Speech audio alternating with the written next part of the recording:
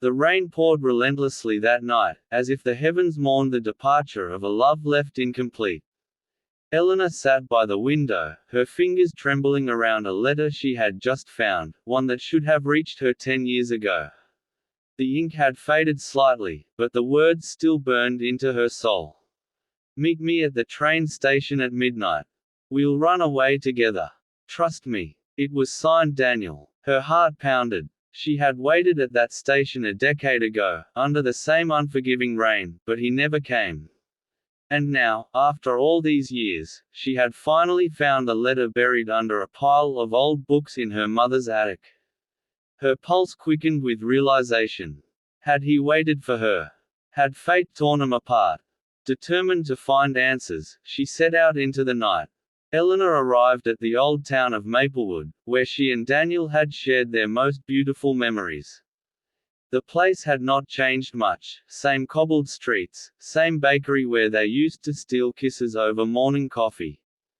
Her first stop was the train station. It was eerily quiet now, but a station clerk, an old man with weary eyes, recognized her. "You're looking for him, aren't you?" he said, voice barely above a whisper. Her breath hitched. "You remember me?" The man nodded solemnly. He waited that night, but something happened. Eleanor's heart stopped. "What do you mean? What happened?" The old man hesitated before finally saying, "You should talk to Mrs. Callahan. She knows more than I do." Mrs. Callahan. That was the landlady of the apartment Daniel used to rent. Without wasting a second, Eleanor rushed through the rain to find her. Mrs. Callahan's house smelled of old books and forgotten stories. The elderly woman looked at Eleanor with sad eyes, as if expecting her. "You finally came," she whispered. "Tell me what happened to Daniel," Eleanor begged. The woman sighed, leading her to a dusty box. Inside were old photographs, Daniel, of them together. And then, a newspaper clipping from 10 years ago. The headline made Eleanor's blood run cold. "Young man disappears under mysterious circumstances, last seen at Maplewood train station." Tears welled up in her eyes. He was there that night. He waited for me." Mrs. Callahan nodded. "He never stopped waiting, my dear. But that night, he was taken." Eleanor's voice barely came out. "Taken? By who?" The woman hesitated before whispering, "By the shadows of his past." Eleanor dug through old records, searching for any trace of Daniel after that night. Every lead took her to a dead end. But one thing became clear: Daniel had secrets.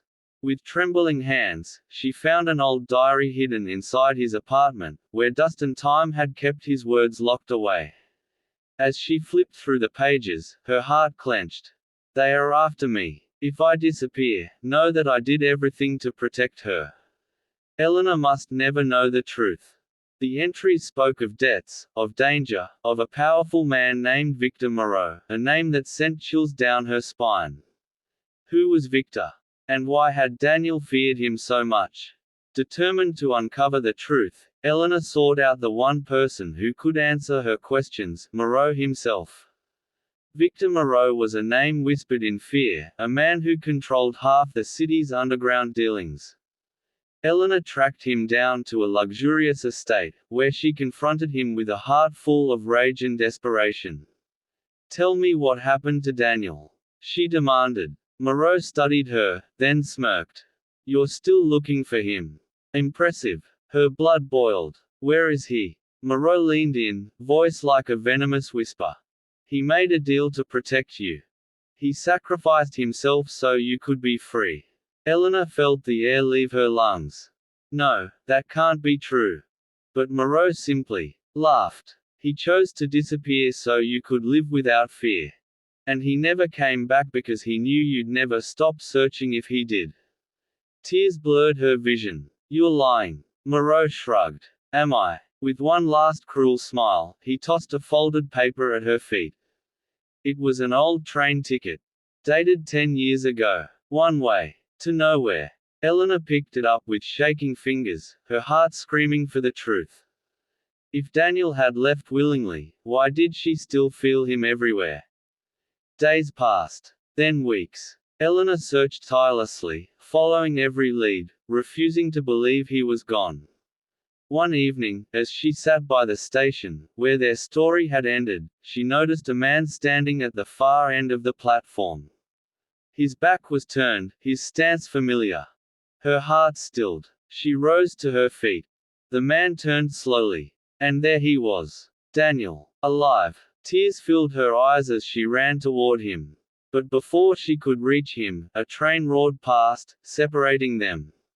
And when it passed, he was gone, vanished into the night, like a ghost, leaving her with nothing but the ache of unfinished love, and the promise that somewhere, somehow, their story was not over.